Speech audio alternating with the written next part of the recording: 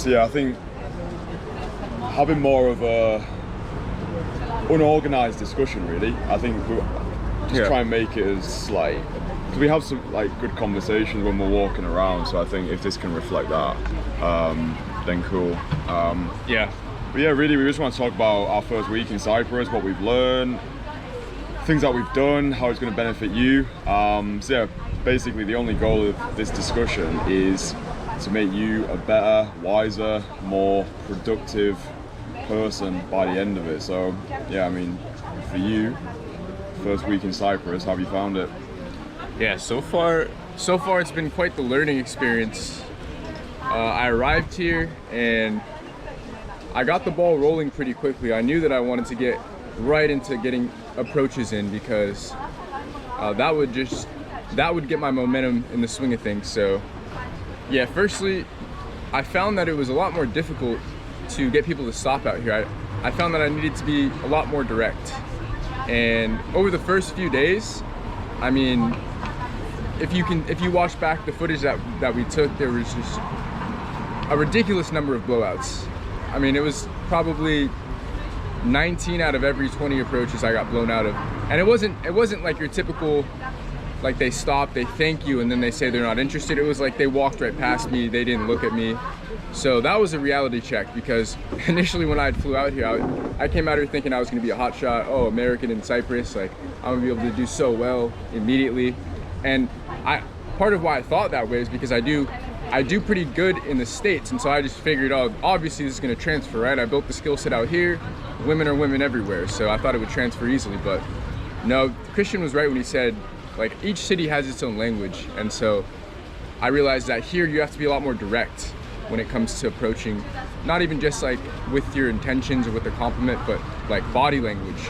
Be direct, just be like a very strong presence out here. And so I'm learning to do that. And I think this will actually translate really well when I go back home, because this is really amplifying what I've learned so far. And I'm learning that I can't rely on like looks nearly as much out here. It's not just about, oh, you look good, okay, I'll stop. It's like, give me a reason to stop and talk to you, kind of a thing. So yeah, this is amplifying the game for sure. Yeah, I think somewhere like Cyprus, the masculinity is a lot more prominent. It's really underscored how pussified places in the West are, like especially in the UK. Like there's just this snowflake society where people are just tiptoeing around each other, and that translates into your day game as well. Like I see it in guys in the UK, they have this almost like this feigned politeness, like they're hyper feminized, and it gets reflected in their approaches. But somewhere like this, or Eastern Europe, like Bulgaria, Serbia, the guys are just on it. Like they're just like hyper masculine. They really don't take any shit, and I think that's the greatest currency out here. It's not looking like a pretty boy, it's not having crazy amounts of money, it's having that deep core masculine self. And like when everyone was talking about the girls who are not stopping immediately, like you do need to have a masculine presence out here. Like day game's not for the faint-hearted, but I think day game in Eastern Europe especially is certainly not for the faint-hearted. But I think it's a good practice. I think if you're somebody and you feel as though your masculinity is being diluted, especially if you're working a 9 to 5 as well. Like I know guys who work 9 to 5s, and you almost have to dumb yourself down. You almost have to dilute your masculinity in the office politics. If you say the wrong thing, you might get fired. And that almost translates then into the way that you operate in your free time. It's like you're still almost in the office. You're scared of saying the wrong thing or pissing someone off. Like we're making this podcast out here, like we did in Warsaw. We make the videos out in public. There's people who can hear us, where we've got the spotlight effect on us. And that's the social freedom associated with doing something like this, like going out there, cold approaching, living a life beyond the beige, doing what you want rather than what you think you should do. I think it needs to be translated across your entire life. It's not just, oh, I'm going out to day game, so I'm going to be in day game mode today. It's like the way you do anything is the way you do everything. So yeah, the masculinity out here is very prominent, and I think it's definitely helping us step into that ourselves. Being in that environment, it's like you don't really have a choice. It's like eat or be eaten. Yeah, I mean, I'll even jump in real quick right here, because for me, I was relying on that pretty boy aspect, like especially in the States. Even me right now, I am considered like on the more masculine leaning side out in the States, with the haircut, with the nose ring and everything. And it was interesting because that's why I thought I had it in check. That's why I was like, all right, I'm gonna come out here and I'm gonna smash it out of the park. But yeah, I come out here and I realize that it's not even just like the physical attributes that are masculine, like, you know, short cropped hair, people have the tattoos and they're big out here, but it's like, it's their directness in life in general. Like, to describe this in a more abstract way, like we're walking up and down the street and people are honking and cutting people off, but it's not in an angry way. Like, you do that in the States, people get pissed. I was telling Christian, people will follow you home if you honk at them too many times. But out here, it's like, that's just the way of, it's like, there's nothing personal about it. It's just, get out of the way, I need to go somewhere. And the person gets out of the way because they understand that, like, I'm a barrier right now, and it's very simple. And so that's what I mean by, like, this is amplifying my game as far as masculinity, because I didn't have to really like zoom in on that portion of myself before coming out here. It was just, okay, let me do my hair and go out and talk to people, and it was working for me. And even the content of what I was talking about, like, it wasn't even that big of a deal before, or at least in the States, whereas now I realize, okay, like, it's how I say things out here. It's like how I deliver the compliment. It's how I ask for the number, and it's more of a tell now. So yeah, that's all I got to say there.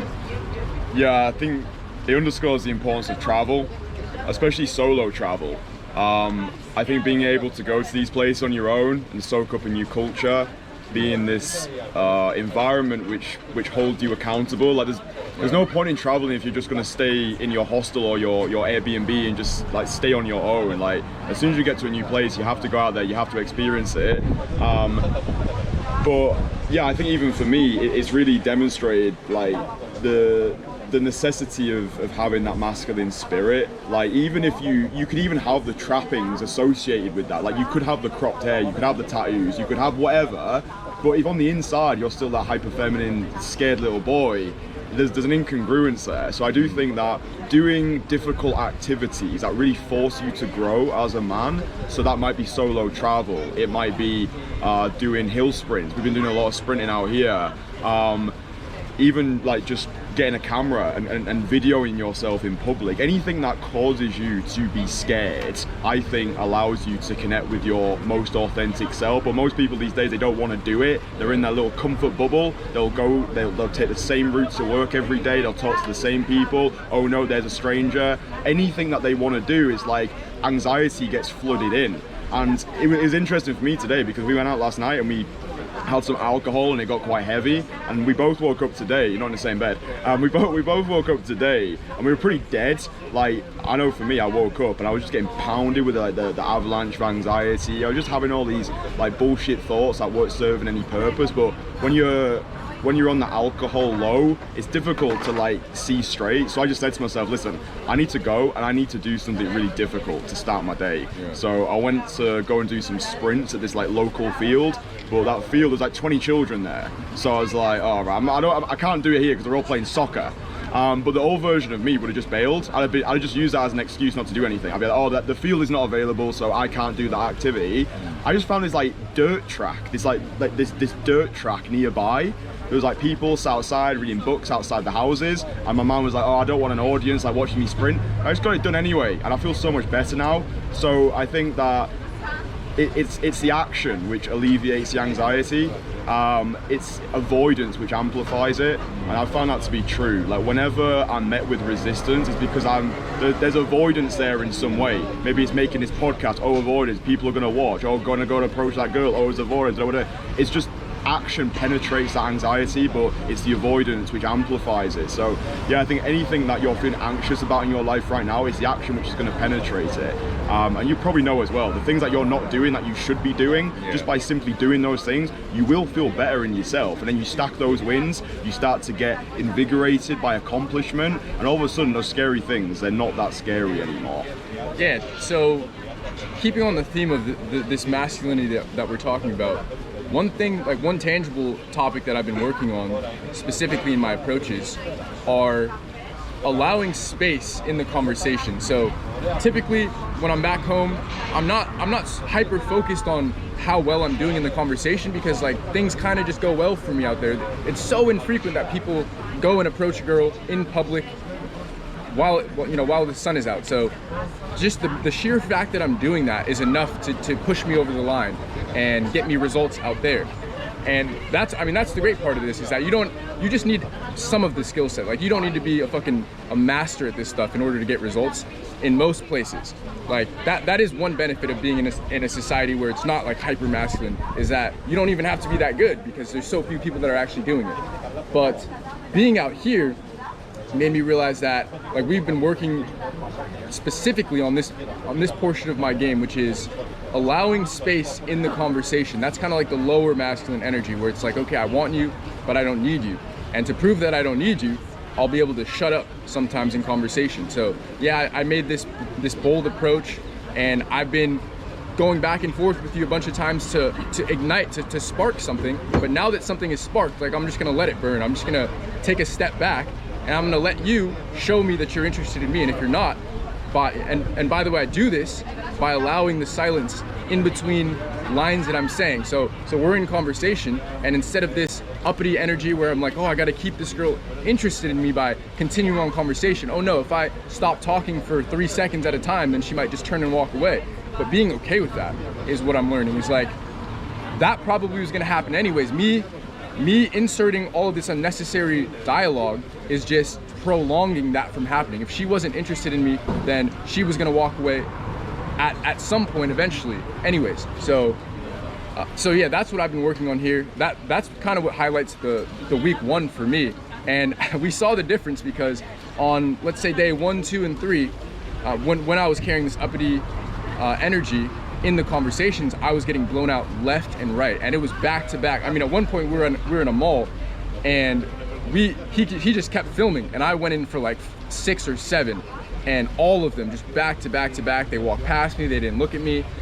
And versus like yesterday and the day before, where we found this little harbor area, a lot of people around, I was practicing this, and it actually made me more confident to go in for harder approaches as well. Like, once I realized that I can just be okay with allowing there to be silence and allowing her to walk away, then I also realized that I can be okay with going in for ones that really just scare the shit out of me. And that's what I've been working on also, is just going in for groups of girls, which I tend to avoid back in the States, because I don't have to go in for them. There's so many girls that are on their own that I'm like, why would I go in for a harder one if I don't need to? But out here, that's not the case. Like, it's so few and far between that I have to make the most of each opportunity. And then the second thing that I'm going in for that's pretty difficult is like mother and daughter approaches, which previous to this trip, I was absolutely too scared to do that. I thought that I would get shot, a shotgun would fall and start spraying me if I did that. But yeah, not the case. In fact, what I'm finding is the mom is typically more thankful that I'm coming up to her than the daughter even is, which I didn't expect at all. I thought that that's where the resistance would be, is the mom is like, okay, let's go. But instead, like, the mom tends to stop and engage with me even more. So yeah, that was an interesting finding out here. Yeah, I think the speed element is everything. I think every guy that I've ever worked with, they've always spoke too fast, and it's normal, right? You're speaking too fast because you're nervous. Yeah. You might be ejecting from the conversation too quickly because you're scared of running out of things to say. You're worried about it getting awkward. But the best advice I give to everybody is to let the silence do the work. Like, if there's one thing which is going to amplify your game more than anything else, it's slowing down. Yeah, just going a lot slower. It's something that I had to train myself to do because I came from a performative background, performing magic. Yeah. I needed to be high energy in that environment because I had to captivate and hold people's attention. But when it comes to this, the slower the better. It doesn't mean you have to be like an absolute snail, but allowing more pauses in between what you're saying. I even said to you as well, like in the mall, you're actually delivering the compliment too fast. Right. And if you're able to actually delay the compliment, and what I mean by delaying the compliment is, let's say I go over to somebody, I say, excuse me, I wait until I've got their full attention, right? Before I've even said anything, after that excuse me, I wait, I make sure they're stopped, and make sure that they're actually looking at me. And then I might not give the compliment straight away. I might say, excuse me, wait, hi, How are you? I've just arrived here in Cyprus. I'm really enjoying it so far.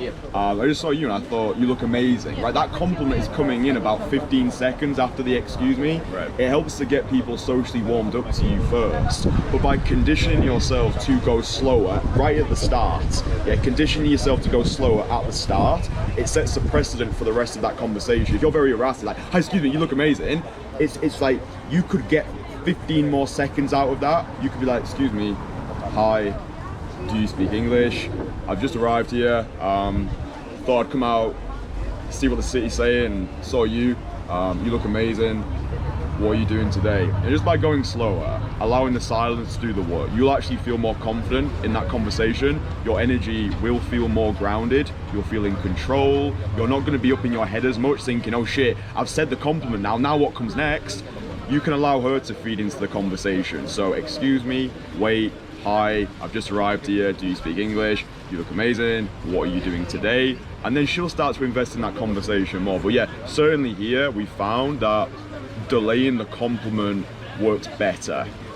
Yeah, not only will slowing down make you feel more confident, but it actually it looks more confident. Like you are coming across as a more confident person. Like if you can think of when speakers are up on stage and they're delivering a keynote speech, the ones that really hit, the ones that sound like they really know what they're talking about are the ones that allow the pauses, where the audience almost feels a little awkward just sitting there kind of watching this person like really just take control of the entire audience. So similarly to here, I mean, just like Christian, he has a background in magic, I have a background in sales, and so that's probably what set the tone for me, is having to keep somebody's attention, having to keep somebody interested in order to sell them a product.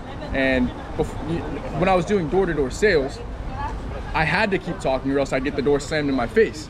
So, but that doesn't necessarily translate to here. When you slow down, well, when you're talking really fast, you're coming across as somebody that's like incredibly nervous. And it's very incongruent with the action that you're taking, which is being incredibly bold, walking up, stopping her. People are gonna stop and look at you and watch what you're doing and listen into your conversation. That act is just so bold that everything else that you're doing and saying needs to align with that action. And so in order to align with that action as far as pattern of speech, you need to slow down. You need to show, not only am I confident enough to come up and stop you and talk to you, but I'm also confident enough to allow space in the conversation, to allow silence, to allow you to step. It's almost like we are creating space with silence and we're allowing the girl to step into the space. Versus when I'm rapid firing with all of my questions and all of my remarks, it's like there is no space for her. She's kind of just there and she's just witnessing something that's happening, versus being engaged, having a dialogue versus a monologue.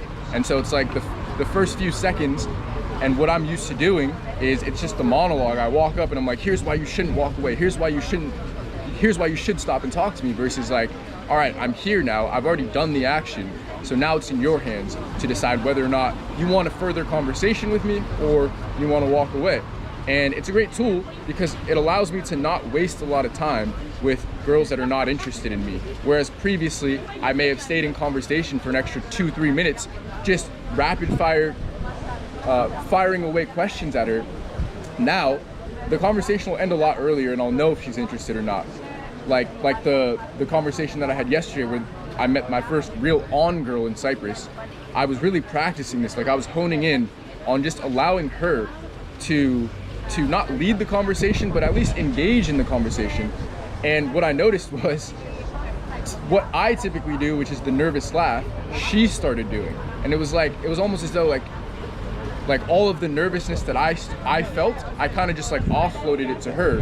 And now we were in this conversation where if you were looking at this from a third person perspective, it just looked like she was almost talking to me and I was kind of just there, oh yeah, oh where are you from? And then she's just telling, so yeah, I mean, I think that was probably so far, at least week 1 for me, that was absolutely the biggest game changer. Yeah, I think honestly, just implementing this one thing. I don't really like to be one of those people who's like, oh, this one thing, because it's never just one thing. It's an amalgamation of many things which help you get to where you want to be. But just training yourself to go slower than you usually would, even if it's just counting to 3 in your head before you give a response. Don't say it out loud. You're like 1, 2, 3. But You look beautiful. yeah, what was the line again?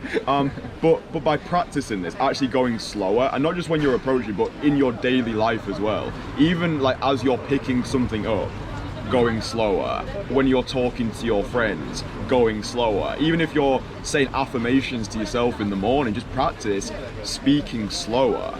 And I think actually something is basically arriving at this Zen-like state. That's where I think we both got to that state yesterday. This blisscendant, totally blissed out, completely in our body type of state. And one of the ways that we accomplished that was by stacking a lot of difficult activities before we even went out to cold approach. And I think this is something that people don't speak about that much, but I think it's one of the secret sources for making day game easier. So it's stacking wins, right? Pre-gaming, like stacking wins before you've even gone out there. So we went to do some sprints in the morning, right? We went to sprint in the morning. Maybe you can tell them about the sprinting story. Yeah, so, I mean, first of all, sprints, as you probably know, suck. Like, they're one of the hardest things to do because you're putting your body in that fight or flight state where you're just exhausting yourself, and nobody likes that feeling of just being completely exhausted where you're just sucking air down.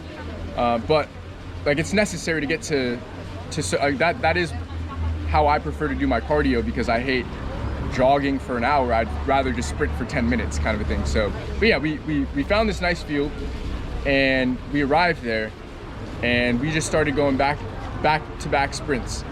And about halfway through, we thought we were done, and we kind of gathered. We actually pulled out the GoPro and started recording our experience, but we were kind of just sat there. I'd done a few sets of like ab workouts, and I was feeling done. I was like, all right, I mean, we just got at least 10 to 15 in right there.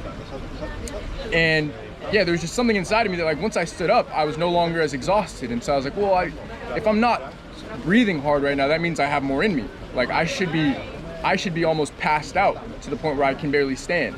That's the mark of a true workout, right? So I ended up saying, like, all right, I got a few more in me, not expecting him to join me. I was just gonna go knock out a few more myself. And funny enough, like, as I got on the line to start doing sprints, I looked over and there he was, doing them right beside me. So I noticed that, and I called it out. I was like, this is the healthy side of masculine energy. Obviously, there's a destructive side. Like, we have the testosterone in us can be used for production or destruction. And I told him, like, in the past, back home, when I'm with a group of friends that don't serve me, that same masculine energy looks like, hey bro, I could take another bong rip. Oh, you can? All right, I'm gonna match you. Oh, you're gonna take another drink? Oh, I'm gonna drink another one too. Like, that's the destructive masculine energy. Whereas now we're harnessing it and using it for production, which is, oh, you're gonna do another sprint rep? All right, fuck you, bro. You can't do more than me. I'm gonna do another sprint rep. And we proceeded to do this back and forth for like another 10, 15 minutes of just going back and forth, sprinting, exhausting ourselves. At one point I threw up a little bit and I was like, and then I looked up and he did another rep and I was like, fuck you, I'm gonna do another one too. And then we got to a point where, like, I literally just laid down flat, prone, I could not stand up for a good 5 minutes, and I was like, yeah, all right, here, like, we've arrived. This is what we were meant to do, and I was very glad that we decided to push ourselves. And then that set the tone. I'll hand over the baton here. That set the tone for the incredible day that we had subsequently. Yeah, like, at that point, we both pushed each other hard, and then we were just in this completely blissed out state where, for me as well, I felt as though I could do anything after that. Went back, had a cold shower, we came back out. I actually did a mum and daughter approach in this Cafe Nero, which we managed to capture on camera.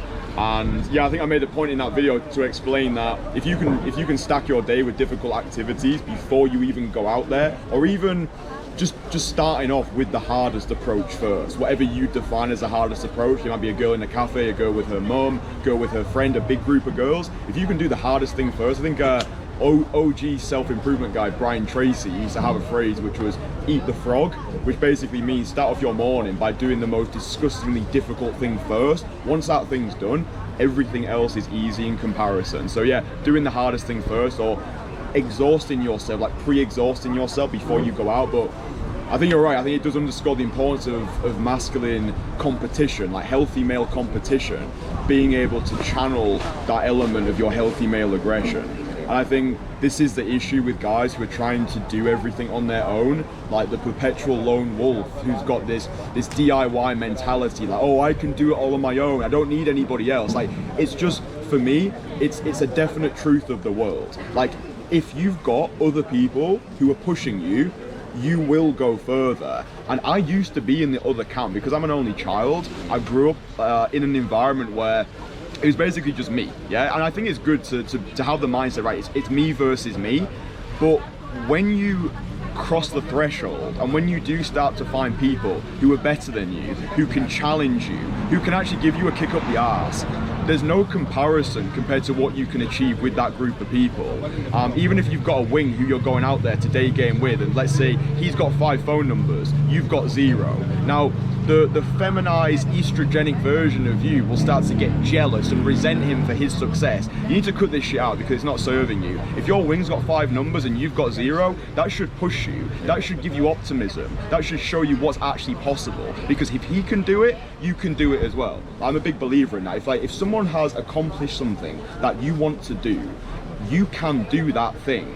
Yeah, like the sky's the limit with this, but I think a lot of people, they castrate themselves of their own confidence because they're crushingly cruel commentators of themselves. It's like, oh, well, I could never do that. Like, I get comments on these videos all the time, like, I can't speak to girls. Oh, why? I'm an introvert. Right, well, I'm an introvert. You've just created that narrative for yourself. Yeah. Right, all we are is repeated patterns of behavior that we've accepted over time as ourselves, and we solidify this with the language that we use. Yeah. Right, it's like, I think Henry Ford said, whether you think you can or you can't, you're right. Yeah, so I think people don't actually understand the power of their beliefs, the power of their language, the power of their thoughts, and also the power of their network as well. Yeah, if you've got guys who are on it, yeah, guys who are just pushing, who are going hard, who are doing that one extra sprint or that one extra approach, I guarantee it will force you to do more. I really don't see.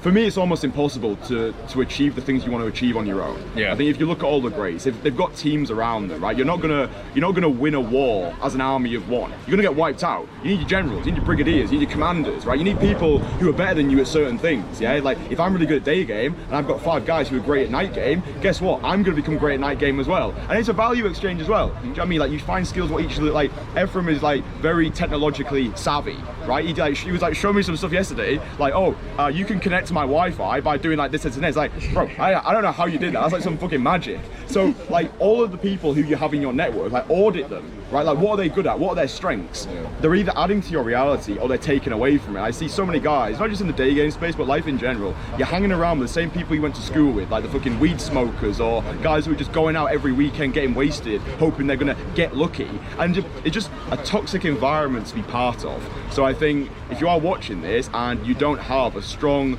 masculine support network, then bro, that should be your priority for 2024.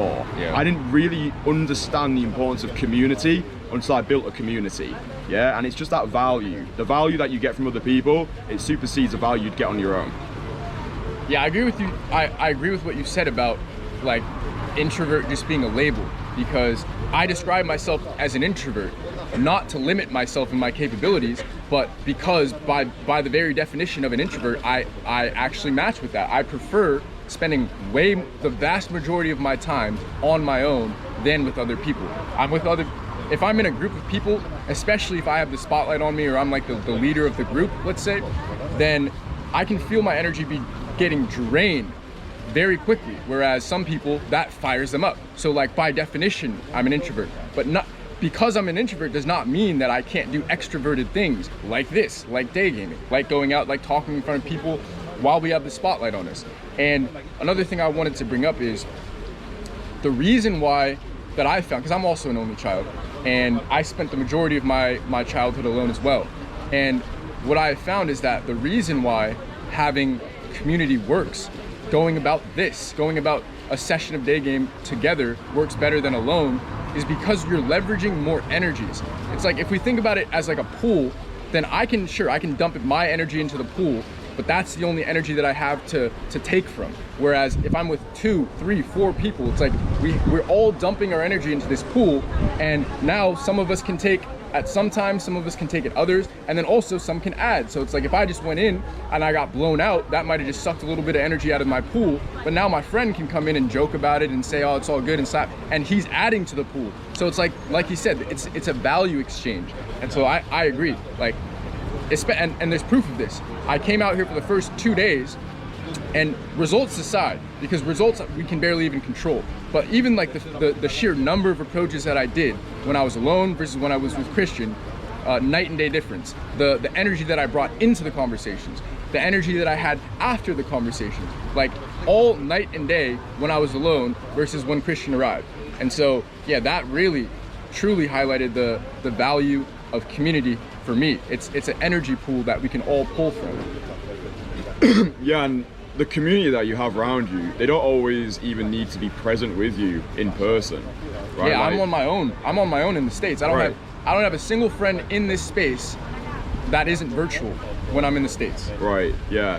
But it's like, because you're part of my network, you're part of this community, you know that you're not on your own. And I don't know about you, but like whenever I'm going through life, I'm always imagining like the entirety of the entourage looking at me, and I'm like, even though they're not there, they're there in spirit. And it's like, I don't want to turn up to like a group coaching call giving advice to the guys who've invested into me, knowing that I pussied out of something. Like this morning when the field was busy, I could have just pussied out of that, right? I could have just not mentioned anything, but I would have known. Yeah, if I've got those like 3 reps left at the gym, or if I see that person that I really want to speak to, and I just think, nah, it's not my day today, like I'm not really feeling it. Whatever excuse I feed myself, I know that I'm accountable to the energy of the entourage, and I don't want to be this figure of authority, knowing that I'm not pulling my weight. Yeah, and I think that's one of the beautiful benefits of being part of a community. Certainly the leader of a community as well. It's like it holds you way more accountable because you know you've got people depending on you. I don't want to be one of these fake gurus online who's giving advice like, oh, how to do this, and they've not done anything. I mean, while we're on this topic, I may as well vent about this thing. I think at the moment, online social media, there's far too many people giving advice who've not done anything, right? They're positioning themselves as figures of authority. Like I'm seeing like 13-year-old kids making videos, how to be confident, how to build generational wealth. It's like, bro, you don't even butter your own bread. How are you telling me how to be confident or how to approach girls when you're sat in your bedroom all day? Like, if you look at the etymology of authority, like the actual the word authority, it's got the word author inside of it, right? Author, as in you've actually created something, you've created a body of work, you've actually got proof of work. Like if you're an author, you've written a book. How did you write that book? Because you've got authority, you've got experience in a field, and that experience has created your level of expertise. But I think these days there's far too many people trying to be these figures of authority, but there's no proof of work, there's no receipts. Like back in the day, if you wanted to give this sort of advice, you needed to have in-field content, you needed to have receipts, evidence. I think that is the issue. Like, I think if you are consuming content, you must be a connoisseur of that content. You must look at somebody, right? Do I know, like, and trust this person? Is what they're saying true? And also, are they practicing what they're preaching? Because I do think there's just far too many talking head videos out there of people giving advice on things they've never done, and it creates this weird environment where you're going out there, you're trying to follow advice, but it's like, well, is this even true? Is this even work? I think the online space is becoming polluted by talking head bedroom fake gurus. Yeah, you know, I like what you said. I'll take a couple steps back. So you were talking about the importance of, especially as like a leader in this space, like he started a whole movement, a whole subsection of what we could call day game or cold approach, and it's called the Entourage. He has an entire group, but I'll tell this from my perspective. So as somebody who has struggled with addiction in different areas, I know that there's always somebody that I can depend on when I'm finally want to cut that shit out. Like I'll slip into these addiction, and this is just part of me developing into a man. This is part of me trying to get rid of the vices, right? But whenever I slip into those, I tend to isolate from the group because I know that whatever I have to say is polluted by this secret addiction that I have that I don't want anybody to know about. But what's great about the way that he's living his lifestyle, like the way that if you choose to live your lifestyle in a certain way, then you can turn around and be proof to other people that they can do the same. So like every time that I doubt myself, every time that I'm like, fuck, I got back into this addiction, like I can look to Christian, I can look to guys in the group that are living their lives exactly how I want to live mine. And I can go, okay, like that's permission for me to cut that shit out. And now, having put content of my own out there, it forces me into a corner. Like, it polarizes me to the point where I know that I can't slip back into these areas, because now there are guys that look to me the same way I look to Christian and other guys in the group. And the weight of responsibility is so much heavier when there are other lives on the line, when there are other people, other journeys on the line that are like, dude, please keep putting out content, please keep taking this seriously, because this is changing my life. The same way that the content that he put out was able to change my life. And so, yeah, it's this incredible domino effect. Like, it cascades all the way down the line to where there's some guy out there, he might not even be born yet, and 20 years later he's gonna find my content, and his life is gonna completely change because of it. And just knowing that in the back of my head forces me to make decisions that align with that mission, with that journey. I can't go back to these addictions, because that means all of these guys who would have had a different trajectory in life because they came across my stuff, and now they're shit out of luck. What was the decision for you in terms of deciding to start putting your own content into the world? Like, what was the thought process behind that? Like, obviously, go on. So, yeah, being fully transparent, I'll tell the entire journey. So, to start, when I decided to put content out, the reason was I knew that I didn't want to work for somebody else for the rest of my life. And I was looking for an avenue to get me out of working for a boss forever. And I knew that if I wanted to start some sort of business, if I wanted to have a service or a product that I was selling to people, it would be a lot easier to sell that product or service if I had a group, if I had a network, if I had proof that people were actually interested in what I had to say. So for example, this is a bad example, but if I wanted to sell a t-shirt, it's a lot easier if I have 100,000 subscribers on YouTube, because now I have 100,000 people that potentially might want to buy the t-shirt. Whereas if I had no following and I wanted to sell the t-shirt, well, now I have to go and generate leads. Whereas putting content out is kind of doing that for me. That's where it started. That's what I thought I wanted to do. Like, I thought that eventually, somewhere years down the road, I would look to this network that I'd created and say, okay, finally, I've given you so much value. Now here's a product or service that I have. It's time for you to give me some value. Give me your money, here's the service. That's how I thought it would go. And very quickly, I realized that that was 1% of the reason why I was doing it, actually. And what I found is, and what revealed that to me were comments from guys saying, dude, you've changed my life. Like, I'd never thought that this was possible, right? And I tell them all of my shortcomings, all of the things that I think, or I used to think, made it so that I couldn't cold approach. I say I'm 5'9". I say that I'm a skinny guy. I'm not very strong. I say that I used to think my race had something to do with it. All of these shortcomings that all of these other guys also think, I use those to show, hey, look, although I'm short, although I'm not super big and muscular, although I look like whatever, or I used to, I use my old pictures to highlight that too. But although all of this is true, I can still do it, which means through the transitive property, it means that you also can. Like, it literally means that, because if I can go from looking like this to from feeling like this, from being like this, to all of a sudden completely doing a 180 in my life and changing everything, and now having options, having girls around, that means that another person, every other person on the planet that is 5'9", that, you know, obviously, like, I'm not even gonna go down that route, but yeah, obviously there's circumstances that are more serious, right? Like, you have actual, like, facial deformation and stuff, but the vast majority of guys, they look somewhat like me. Their height is somewhere around mine. They have a general look to them that is just pretty much average. And if I can push through those barriers and make something happen, then that means that they can too. So long story short, it went from me thinking that in the future I'd want to sell a service or a product to realizing, oh, there's like a life's mission here. There's like the ability to change the lives of men that, just like me, would lay in bed at night, they would stare at the ceiling, they'd wonder why girls weren't interested in them, they'd wonder why they rejected all of their advances towards them, they wondered why some guys were born with dashing good looks and 6'5" height, and it seemed like they were living life on easy mode. but they for some reason weren't born with those attributes, and we feel like we're stuck in a corner because of that. We feel like there is no hope. And then this like Christian's content I came across, and it shattered all of that for me. And I remember what that felt like to watch his infields and go, okay, he's 6 foot, like he's not fucking 6'5", NBA player, tatted up, like millions of dollars, drives a Rolls Royce. Like, I thought that's what you needed to do to be able to cold approach a girl.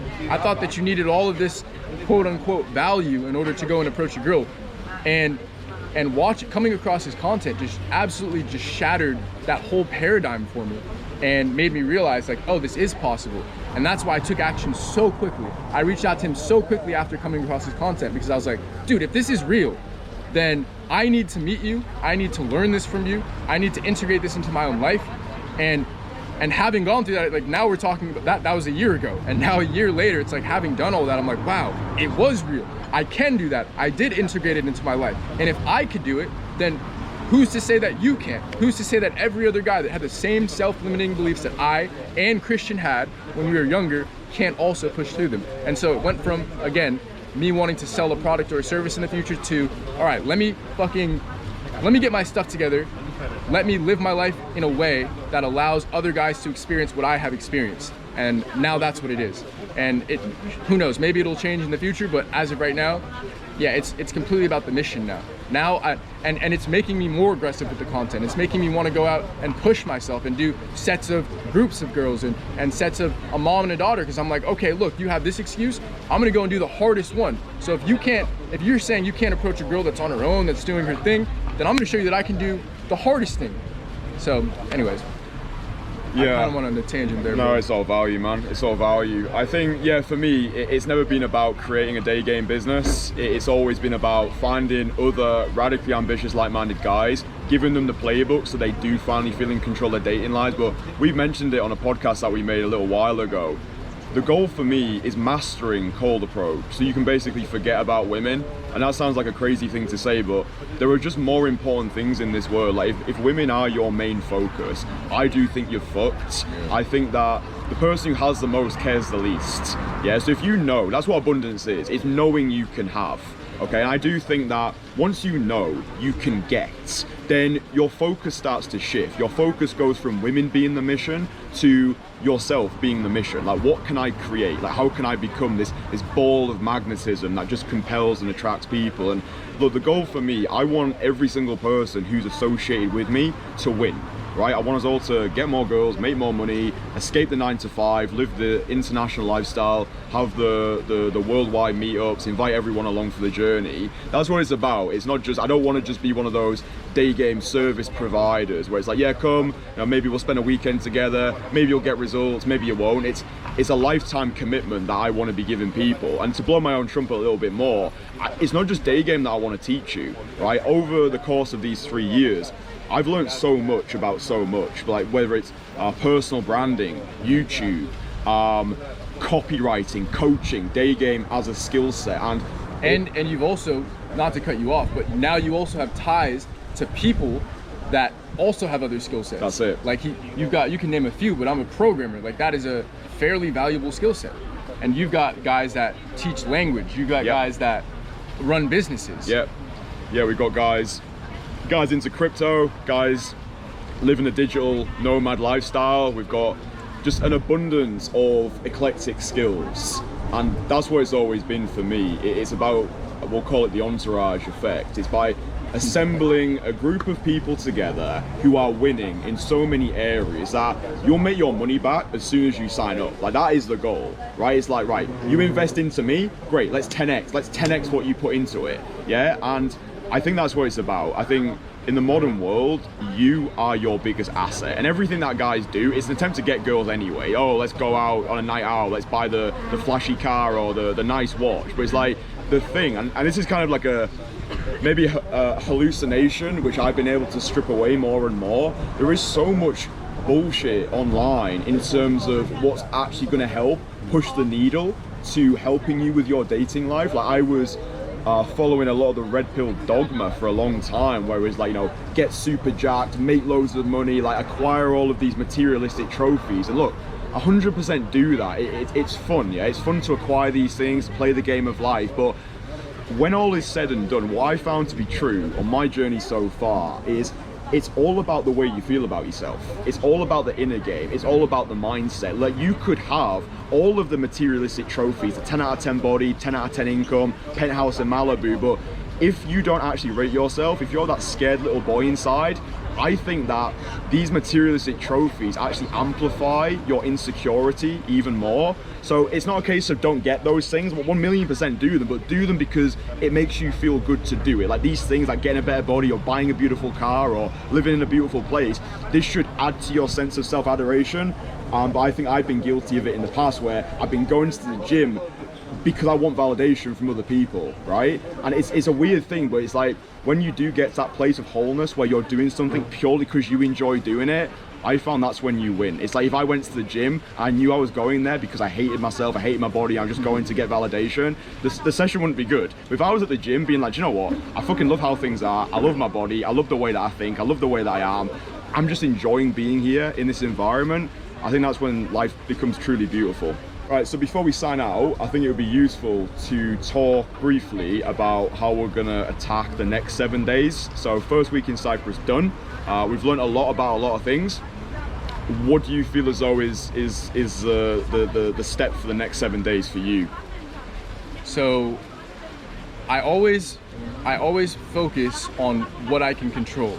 So it'd be easy to sit here and say, oh, I want to have loads of dates, I want to have loads of experiences, but that's not something I can necessarily control. Like, I can't control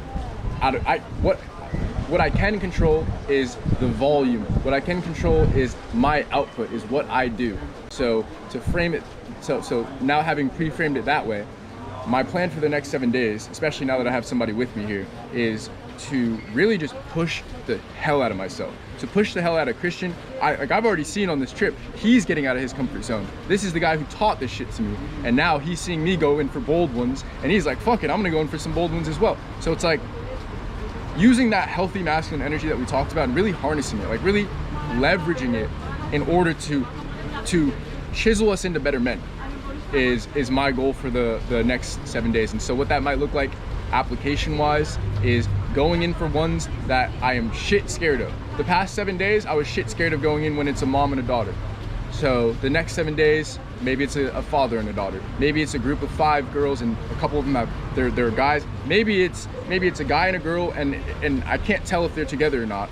And going in there anyways and coming out of the other side, proving to myself, wow, still nothing happened. As long as I'm respectful, as long as I know where the boundaries are, like just putting myself in that environment will unlock the ability to now do that.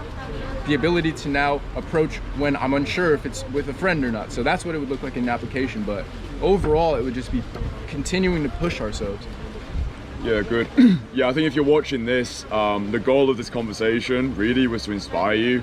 It was to inspire you to push beyond what you think you're capable of, get yourself surrounded with the right people, and look, I think the final thing to say is this shit's hard. Like, it really is. I think it's easy to watch videos online and think, oh, well, you know, it's easy for this person because X, Y, Z. Especially the videos you're putting out. You're putting a video out every single day. So if you're not watching Ephraim's videos yet, I'll put the link down below. I think I can actually add you in the title of this video, we'll see. So yeah, just I think following his journey, I think evidence has got the loudest voice, and I think if you're able to see these daily uploads, you can see that he's actually someone who's teaching by doing, and he's documenting rather than creating. I think that's the most relatable type of content. I think when you do become a figure of authority, that there can be a level of detachment from your audience. And one of the things that I said to him very early was just start creating now, you know, just start documenting the journey now, and then in 10 years, this is going to be like the golden content where if anybody comes and is like, oh, it's all right for you because of that, it's like, no, go back, like look at 10 years before when I was doing these videos in Cyprus, I was getting blown out left, right and center. Like the journey is the content, like the journey is the art. And I think if you have this catalog of content, like if you can look back at my videos from 3 years ago, being like, fuck me, this guy was not doing too well back then. I think it just makes it more relatable. I think that's what people want. I think people want real, relatable, authentic content. So yeah, we hope you go out there, you take radical action, you live a life beyond the beige, and Why not have the best week of your life this week? Stay sexy, my friends.